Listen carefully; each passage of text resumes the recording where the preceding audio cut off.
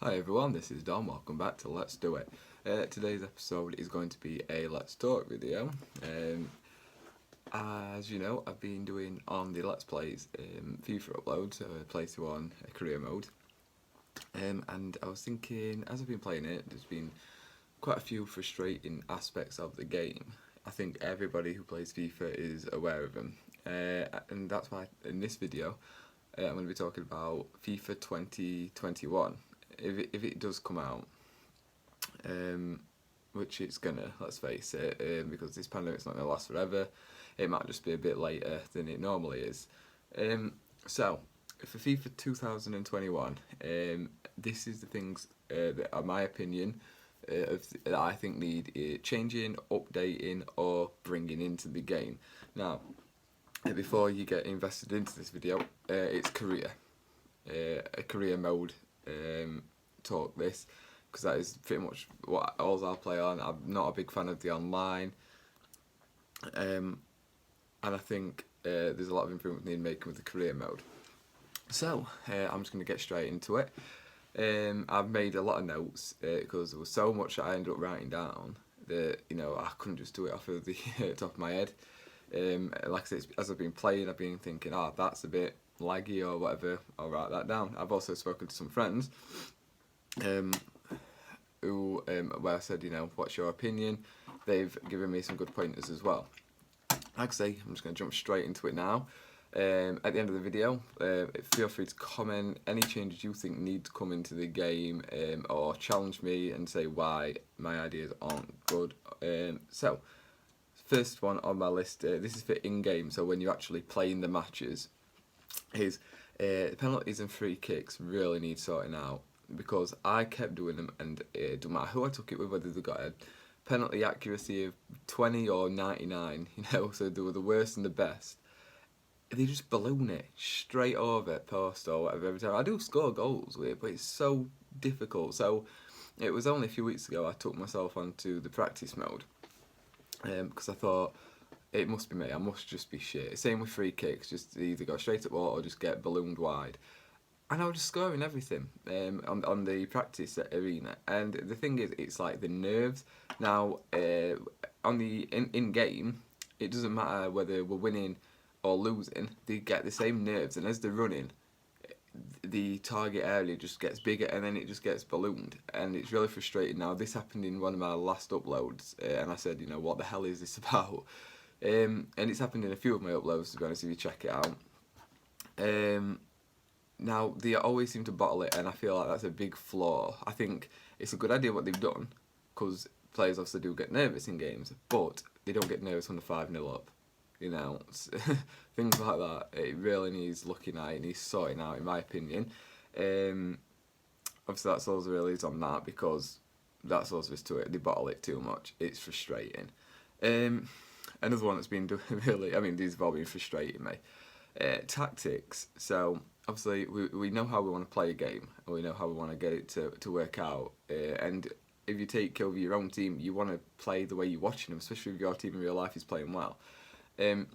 So, pushing players up and making runs in your tactics. When you just go into a game, start it, it'll have no instructions set up, and it'll just play it as normally, which they don't make runs. So you spend quite a bit of time changing your tactics, trying to get them just to work, and think, right, you can make a run there, this, that and other. You get the ball, you'll be running with it, and they'll stay behind you. It doesn't matter what tactic you do. They'll just stay stood behind you, walking behind you, whatever. Every now and then they'll make a run, but they don't follow the instructions they set for them. Same with getting them into the box, things like that. You could put every single player to go into the box when you're on a run. There'll be 2 or 3 there, and about 8 defenders. It's so frustrating, and I love FIFA. I love playing it, but they need to start looking after like the fans of it, the buyers of it, because it's ridiculous. But yeah, the tactics are something that massively need changing, because when it comes to making runs, it's just not happening. You have to stop, you have to check back, you have to pass back for someone to kind of move up a bit into a more promising-ish position. And it just, in my opinion, it's not working. It just don't work. Now, maybe I'm just a bit shit, and if I am, comment and say, no, you need to do this and other, because I'll happily be corrected. So on to the next one, defending. So this is one I also spoke to a friend about because it is really frustrating. And what I've put down is the tackling of defending. It can be a bit shit, to be honest. It can be so awkward to get your timing right and to try and get your player to press in without just having to do it free running. X used to push you right in, and it'd be circle, square, depending on which tackle you want to do. It's on PlayStation, obviously it's different controls, Xbox, etc. But that's frustrating. But the biggest thing for me is I like to try and bring a centre mid back, so I'll run back with a centre mid, and AI just runs off that's on your team. They don't seem to put a tackle in. Obviously, I think it's L1 you're meant to hold, or R1, one or other, where you hold it and they're meant to press in and put a tackle, but they don't. It just don't. They'll just watch them run past, which means you have to try and get there, which means that they put a pass across. It ain't getting dealt with. Obviously every now and then they'll intercept the AI on your team and boot it, but they don't put tackles in. They used to. I can't remember how many FIFAs ago, probably a few years ago.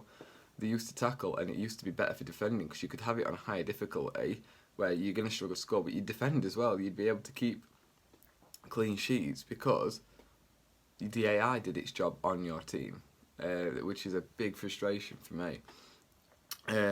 Changing player again, it's so laggy and it's so annoying. So obviously, when you're controlling a player, there'll be that diamond above his head or whatever, the icon, and then there'll be a faded out one on who it's suggesting you switch to. If you tap L1, it'll put it to that. Brilliant, whatever. But then if you use your right analog stick, you're meant to be able to move to. If you push it in a direction, it's meant to give you that player. It don't work. It's the amount of times I've done it and I've been sat there going, try my hardest to get it to a different player that I think, no, I want to bring him back or I want to do this, and it just doesn't do it. I mean, most of this is just going to be saying it's so frustrating, but it is, and it ruins the experience of the game so much. And you might disagree with me again, but I just think it needs sorting out. Because again, on defending, that's one of the big things that proper helps you with conceding. To be honest, it's how long it can take at least to get to the player you're trying to get to, if you get there. So let's move back up into attacking in possession. So rebounds. Again, this is one I spoke to another friend about.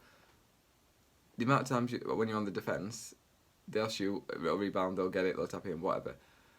You shoot it don't matter where from. Sometimes I just think, right, if I shoot it, it might get padded to my player, done. It never falls to you, which is very unrealistic. And I think when they're making the games of FIFA, a big thing of it is, let's make this as realistic, as close to the real thing as we can get.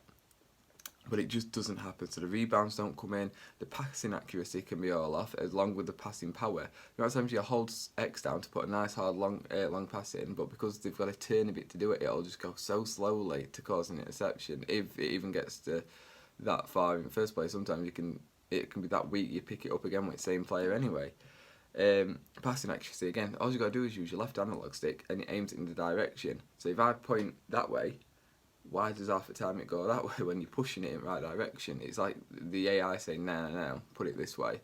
It's frustrating because, again, it messes with the experience, the enjoyment of playing the game. Heading shots falls into all of this again. You either have to, if you tap it, it's no hope, it's going straight down at ground, and it's going to just get cleared straight away. This is mainly from corners, obviously, and crosses. Obviously, how else do you really get a headed shot? But yeah, so it's either, and if you hold circle, which it tends to be, you have to, if you hold shoot down for the most power, sometimes, yeah, you'll bang one in top corner with it, if you even get the possession, because again, crosses, it's same as rebounds, they just don't find your player unless the player is on his own with no defenders. You can hardly ever beat the defender in the air. It doesn't matter who you've got. You could have someone that's about 8 feet. They still manage to lose. And I think that's something that really needs looking at again as well. Because it used to just be mixed. So you'd get some, you'd loot, you wouldn't get some. But now they've changed it so that it's just so difficult. But then you go other end, your end, when you're defending, they put it in, header straight in. It's so frustrating again. It's like they're not bothered about the career mode. And I feel like they put far too much time into the online. Handball, where the hell did that go? You know, this has been a couple of years now. I remember FIFA 10 it went on. Maybe a bit older than that actually, maybe FIFA 12. But anyway, doesn't matter. And I went onto the settings on the main menu on the before you've gone onto any career modes or anything, and you could turn handball on, and then obviously if you shoot it into the box and it's penalty, or free kick on edge of box or wherever that it hits the hand. You don't even have that option now. They just don't have handball, which I do not understand, because that's pretty much one of the main rules of football is you hit it with your foot, not your hand. So why would you take the handball rule off? Alright, you can't run with it, but the amount of times it'll strike another player in the hand or arm or whatever in any match, nothing happens. There's no free kicks, nothing. So that is all the in-game stuff that I feel really need improvement. There's probably so much more, but that's the stuff that annoys me the most. That when you're playing it, you think, what the hell? Why am I wasting 40, 50 quid a year on this game? And I'm going to do it next year and the year after because I enjoy playing it. I like having my updated teams, and especially with my team now being in Prem, why wouldn't I want to play it with my own stadium and things like that and updated players, because obviously they only do one update a year in January. So otherwise I'm just going to lose it. So out of the actual games, still on career mode though obviously, they brought training in a few years ago, so you could train 5 players a week, which I love. I think it's brilliant. It helps you get your youngsters more experienced. If you've got someone who's a bit weaker in the first team, you can get him trained up. You can pick one player, train him for 2 seasons, just not leave him alone, and you've got a world beater that's going for tens and tens of millions. But like everything, that's not what's going to keep attracting people to buying the game. They need to change it. It used to be so brilliant back on PS2 because you could do so much. There was so much interacting. Obviously, back then, youth scouts, they just put the players straight into your first team. Well, into and around the first team.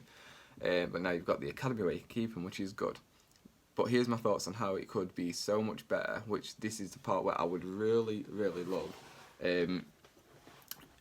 opinions, comments, because this is a bit that I feel passionate about, if it's so to say. So the Youth Academy, it's a good start.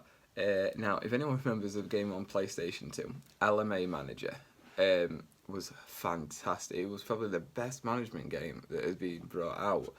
Unfortunately, we don't get them anymore. I don't know what happened with them.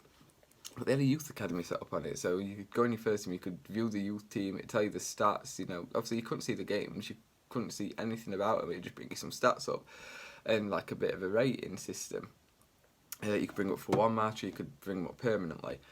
Now I think if they put like a youth academy in where it's just random generated players, so that it's not, doing it in too much, and then you can still have your youth scouts, and you can put people into that team. And then you can bring people up for one match if you need them due to injuries, or you can a week or permanently. I think that would be awesome for the youth academy. It would be so good, and I really think that's something that FIFA should look into doing. So as I've mentioned with how good it was on PS2 in terms of interaction with facilities, this is what I mean here.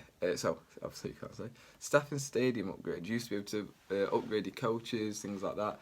Obviously you can buy scouts. Say if you're in League 2, you've got a budget of 700 grand, or if that's being optimistic, you might think I can only afford a scout that's 105,000 and he's got 2-star judgment and 3-star experience. Train him. When you get some money, instead of having to sack him and then hiring somebody else, just make it so that they can be trained. Obviously you still got to pay, but you won't have to pay as much as getting rid of him and then bringing someone in that's 3 and 3 stars and 4 and 3 and things like that. Make them trainable. Again, stadium. If you start in League 2 with your team, you've got this tiny little stadium, but you used to be able to upgrade it and make it better. Which obviously you put money in, but then you got more crowds, more ticket sales. The better you were doing, the competitions you were progressing in, like the FA Cup, and it was just so much better. They need to bring back things like that. I don't think it'd be particularly difficult to do. You know, if when you go on your office, when you're on the career mode, it just says like, you know, facility upgrades, and that gives you a list of things that are there that you can upgrade. And then that would fall in with the next bit of ticket price changeable. So again, you used to be able to do it. So like on like FIFA 07, FIFA 08, 09 on the PS2, you could change the ticket price depending on who you're playing. So if you're a Prem team, say Man United for example, and you're about to play against, as it were, like Chesterfield in League Two, you could. I know they're not there now, but back then they were. You could change it to. You could change your ticket prices down to like, I think where you had the choice of low, medium, or high, and you put them down to low because you know people the match ain't going to be as good. And it reflected as well because obviously more people had come in and it was just good, and it affected things like you got it put towards the transfer budget, which again would be something that would be fun, even if it don't go straight in. Maybe like at January they say, right, ticket sales have been this, you know, losses is an extra £2-3 million just to do this and other with, which is something that I think would make it again so much better. Because if you blow all your money in the summer window, you've got nothing in January. And then that could be looked on. They could say, right, shirt sales and ticket sales have done this, so you can have this amount. You know, obviously progressing in the cup, put it all into like a pot to say, so to say, and then say, right, now you can have it. Right, sorry about that. You've noticed a lag in the video. We got cut off there due to insufficient battery, so I'm going to try and get through this last bit as quickly as I can. So yeah, the sponsors and the ticket price all affect everything. Put it all into like a party and put it all back in January, or a percent of it, maybe like 70% of it or something. Hire coaches, that like proper coach training coaches that fall in with the training part of the game. Like have 6 slots available, and like on scouts where you can hire, you know, goalkeeper, defence, midfield, attack, and then like youth, tactical, general players. Get people like that, and then obviously when you're training a player, he'll say that you know such and such can be assigned, is assigned to them automatically, and therefore it gives them a certain boost. And obviously 1-star like rated coaches will only boost it up by a small portion, but then a 5-star will add however much on. You know, it'd just be better in terms of the training aspect of it, especially with the youth players. So yeah, because obviously on the scouting for general players, when you're just trying to buy somebody, you can have 6 slots. So again, 6 slots for coaches, which could be put on like office, like under staff or something like that. You could have all your coaches, all your scouts and youth scouts and things like that. So obviously just keep youth scouts at 3 because of how many players they bring back. So yeah, obviously, sorry, I'm just having a quick read of this. Yeah, that's about it really. So yeah, they would just improve the players on those positions. Obviously, you can't have a goalkeeper coach improving an attack, things like that, obviously. But I think that'd make a huge difference. I think it'd be brilliant, and I'd love to know what you all think about that. Hit me up in the comments and let me know what you think of my opinions. If you've got your own, challenge me. I'm more than happy to hear it. I could always make another video as well. You know, if there's anything to improve, you know, part 2.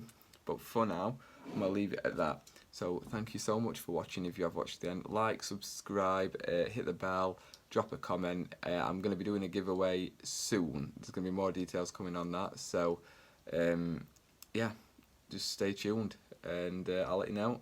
Other than that, thank you for watching and I'll see you next time. Goodbye.